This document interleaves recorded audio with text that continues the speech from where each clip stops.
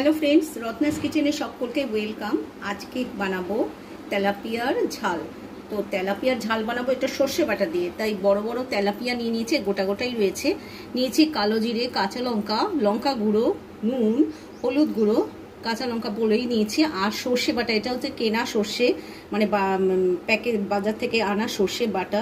তার সঙ্গে কাঁচা লঙ্কা নিয়ে নিয়েছি আর নিয়েছি পেঁয়াজ কুচি। প্রথমে নুন আর হলুদ দিয়ে মাছটাকে ম্যারিনেশন করে নেবো। তো এটা তো আমরা প্রত্যেকেই জানি। আর সামান্য একটুখানি লঙ্কার গুঁড়োও দেবো, যাতে খুব একটু ভালো হয় টেস্টটা। তো এবার ভালো করে মাখিয়ে নেবো হাতের সাহায্যে। তেল প্রচণ্ড গরম হয়ে গেছে, এবার একটা একটা করে মাছ ছেড়ে দেবো। মাছটার লাস্টে এইটা ভাজাটা একদম কমপ্লিট হয়ে গেছে। আগে দুটো নামিয়ে নিয়েছে আর একদম ভাজা কমপ্লিট হয়ে গেছে। এবার বাকি যে তেল আছে এর মধ্যেই কিন্তু মাছটা কমপ্লিট করে নেবো, মানে বাকি মাছটা কিন্তু রান্নাটা এই তেলেই হবে।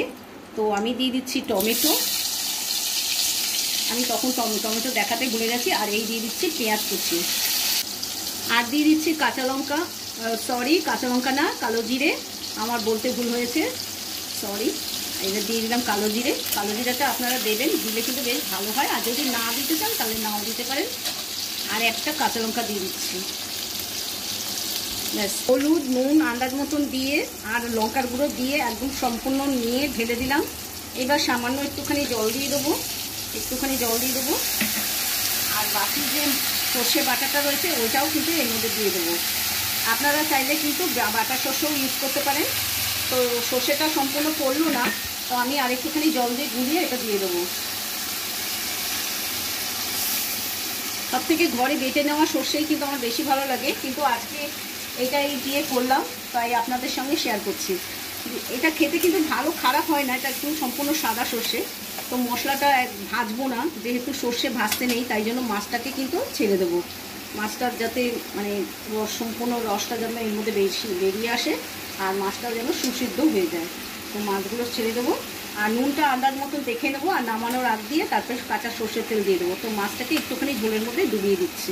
মাছটা রেডি হয়ে গেছে। এবারে নামানোর আগ দিয়ে একটুখানি কাঁচা সর্ষের তেল দিয়ে দেবো। এই কাঁচা সর্ষের তেল দিলে একটা সর্ষের যে ফ্লেভার সেটা সম্পূর্ণ এসে যায়। আর এবার লাস্টে দিয়ে দেবো এই কাঁচা লঙ্কা আর ধনে পাতাও দেওয়া যায়। তো আমার ধনে পাতা এখন নেই বলে তাই জন্য আমি দিলাম না। রান্নাটা একদম কমপ্লিট হয়ে গেছে, এবার পরিবেশন করে দেখাচ্ছি। কেমন লাগলো সর্ষে বাটা দিয়ে তেলাপিয়ার ঝাল? যদি ভালো লেগে থাকে অবশ্যই লাইক শেয়ার কমেন্টস করবেন। আর যারা সাবস্ক্রাইব করছেন না, সাবস্ক্রাইব করে আমার পাশে থাকবেন, আর বেশি বেশি করে শেয়ার করে দেবেন সবাইকে। ভালো থাকবেন, সুস্থ থাকবেন, বাই।